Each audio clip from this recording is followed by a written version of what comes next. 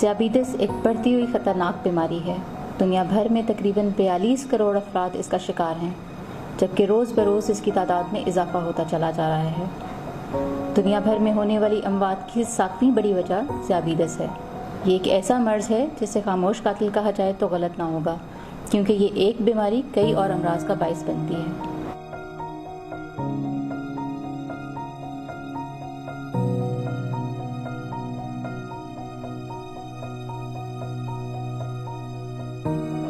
ذیابیطس دو طرح کی ہوتی ہے، یہ ٹائپ 1 اور ٹائپ 2۔ بیسکلی ٹائپ 1 یہ ہوتی ہے جس میں انسولین بنتی نہیں ہے، اور ٹائپ 2 جو ہے اس کے اندر انسولین بن رہی ہوتی ہے لیکن اس کی تعداد بھی پوری نہیں بن رہی ہوتی ہے، یا اس کا اثر پراپر نہیں ہو رہا ہوتا۔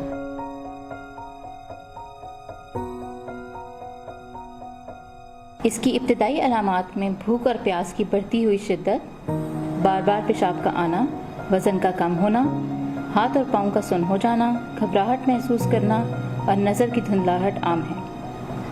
دنیا بھر میں 28% لوگ اپنی اس بیماری سے بے خبر رہتے ہیں۔ جو پریولنس ہے پاکستان میں 7.4 million people are affected from diabetes, جس میں سے ہم اس وقت دنیا میں 10ویں نمبر پہ کنٹریز ہیں جہاں پہ پریولنس ڈائبٹیز کی بہت زیادہ ہے۔ اس طرح ہمارے یہاں 4.6 ملین پیپل ہیں جو ڈیٹا ہوا تھا 2017 تک جس میں ان ڈائگنوزڈ ہیں، اور ان میں سے 39% ایسے پیشنٹس ہیں جن کی شوگرز ان کنٹرولڈ ہے۔ پیچیدگیاں اس کی جو ہیں اگر نہ کنٹرول کیا جائے تو ہر جسم کے حصے پہ افیکٹ ڈالتی ہے۔ ذیابیطس مریض کے اعضاء کو درجہ بدرجہ متاثر کر کے موت کے قریب سے قریب تر لے جاتی ہے۔ دل کا دورہ پڑنا، گردے ناکارہ ہو جانا، فالج، بینائی کا متاثر ہونا، زخم کا بگڑ کر جسم کے حصے کا ناکارہ ہو جانا اس کی اہم پیچیدگیاں ہیں۔ ہمارے پاس ڈیلی کے پیشنٹ جو ہیں وہ 25 سے 30 پیشنٹ ڈیلی یہاں پہ آ رہے ہیں جن کے پاؤں بہت زیادہ خراب ہوتے ہیں، یہاں تک کہ ان کا جو ہے نا ایون یہاں کے ان کے پاؤں کٹنے تک آ جاتے ہیں۔ اور اپنے پاؤں کا خیال رکھنا بہت ضروری ہے، تو اس کے لیے صرف امپورٹنٹ چیز یہ ہے کہ آپ نے ریگولر ورزش کرنی ہے، غذا میں غذائیت بھری غذا کھانی ہے، اور جو دوائیاں آپ کو ایڈوائز کی گئی ہیں اس کو آپ نے استعمال کرنا ہے۔ ہمارے پاس بہت سے پیشنٹ ایسے آتے ہیں جن کے پاؤں پہ زخم ہوتا ہے اور ان کو نہیں پتہ ہوتا کہ ہمیں شوگر ہے۔ جب وہ یہاں آتے ہیں تو ان کے زخم کافی خراب ہو چکے ہوتے ہیں، تو جب ہم ان کی شوگر چیک کرتے ہیں ان کی شوگر بہت ہائی ہوتی ہے۔ پہلے سے خاندان میں کسی کا ذیابیطس میں مبتلا ہونا، موٹاپا، غیر متحرک طرز زندگی، تمباکو نوشی، غیر صحت مندانہ خوراک کا استعمال آپ کو ذیابیطس کا شکار کر سکتا ہے۔ ذیابیطس کے بڑھتے ہوئے رجحان کے پیش نظر ضرورت اس امر کی ہے کہ اپنی طرز زندگی میں مناسب تبدیلی لا کر اس مہلک بیماری سے بچا جائے۔ بین الاقوامی ادارہ صحت کے مطابق باقاعدگی سے ورزش،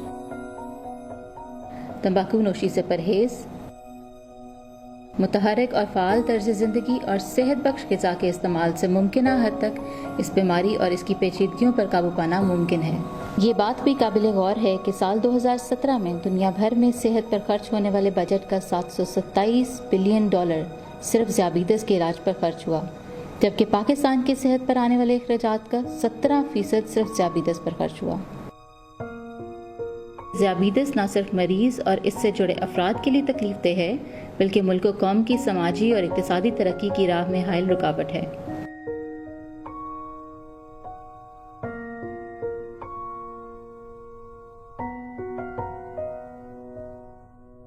کب سے بنا رقم یہ 8 مہینے ہو گئے ہیں، تو یہ 8 مہینے سے ڈیلی میرا پٹی کرنا، ہاسپٹل آنا، ہاسپٹل جانا، اس کی جو ہے نا تو اس وجہ سے جو ہے نا کافی ڈسٹرب ہے لائف ہے نا، بچے پریشان ہیں، میں خود پریشان ہوں کہ میں کیا کروں، اس کا کیا ہوگا۔ ذیابیطس کے بین الاقوامی اعداد و شمار کے مطابق پاکستان دنیا بھر میں 10ویں نمبر پر ہے، جبکہ خدشہ اس بات کا ہے کہ اگر اسی تناسب سے شرح میں اضافہ ہوتا رہا تو سال 2045 تک پاکستان دنیا بھر میں 8ویں نمبر پر آ جائے گا۔ بیماری کے بڑھتے ہوئے تناسب اور اس کی روک تھام میں ناکامی کی ایک اہم وجہ اعداد و شمار کا فقدان رہا ہے۔